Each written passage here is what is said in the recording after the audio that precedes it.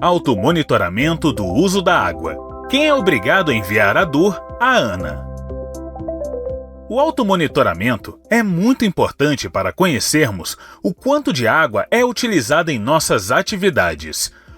Os valores monitorados devem ser transmitidos à ANA por meio da Declaração de Uso de Recursos Hídricos, DUR. Qualquer usuário de recursos hídricos regularizado pode realizar o automonitoramento do uso de água. Mas quem é obrigado a enviar a DUR à ANA? A DUR é obrigatória para os usuários que se encaixam nas regras da Resolução ANA, número 188/2024, que consideram as vazões máximas outorgadas para o empreendimento e as cargas diárias de DBO e fósforo do efluente lançado. No caso de captação de água, o envio obrigatório da DUR captação depende da soma das vazões máximas outorgadas e da localização do empreendimento. A Resolução ANA número 188/2024 adotou as UGRHs definidas no Plano Nacional de Recursos Hídricos 2022-2040 como base para as regras regionalizadas de automonitoramento.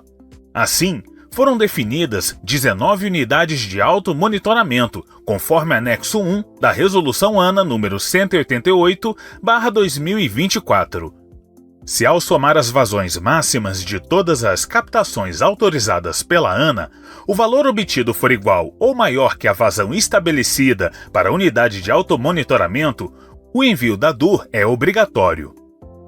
Deve-se checar no anexo 1 da resolução se o empreendimento está obrigado ao envio da DUR anual, da DUR mensal por meio do aplicativo Declara Água ou da DUR diária por meio de telemetria.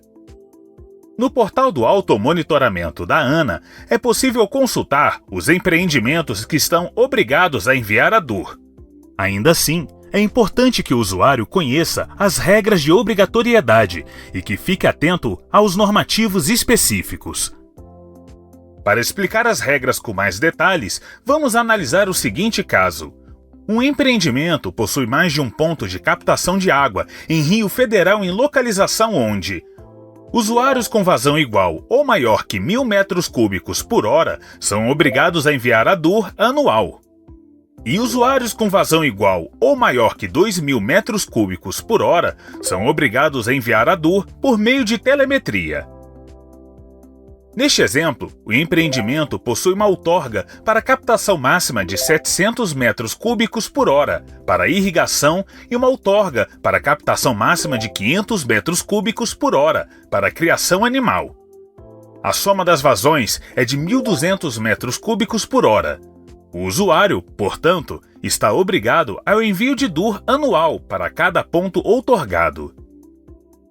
Em alguns casos, o empreendimento pode ter captações de pequeno porte, destinadas a finalidades que exigem menor quantidade de água, como o consumo humano. Se a vazão outorgada para uma determinada captação for inferior a 10% da vazão limite estabelecida, esse ponto fica dispensado do monitoramento. No nosso exemplo, 10% de 1.000 equivalem a 100 metros cúbicos por hora. Portanto, uma captação com vazão inferior a 100 metros cúbicos por hora não precisaria ser monitorada. Nesse caso, uma nova captação de 80 metros cúbicos por hora estaria dispensada. Porém, se a soma das vazões das captações que poderiam ser dispensadas ultrapassar 20% da vazão limite, as captações passam a ter que ser monitoradas. No nosso exemplo, 20% de 1.000 equivalem a 200 metros cúbicos por hora. Então, caso sejam instaladas mais 3 captações de 80 metros cúbicos por hora, totalizando 240 metros cúbicos por hora, elas deverão ser monitoradas. Vamos analisar outro caso. Um outro empreendimento, localizado na mesma unidade de automonitoramento, possui 2 outorgas para abastecimento público, sendo permitida a captação máxima de 1.000 metros cúbicos por hora por cada uma.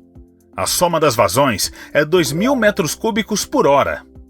O usuário, portanto, está obrigado a enviar a DUR diária por meio de telemetria para as 2 captações. A telemetria é obrigatória para menos de 5% dos empreendimentos com outorgas federais. Porém, esses empreendimentos são responsáveis por mais da metade da vazão total autorizada pela ANA em todos os corpos hídricos federais. É importante destacar que as captações em corpos hídricos de domínio estadual não devem ser consideradas no cálculo do automonitoramento para a ANA.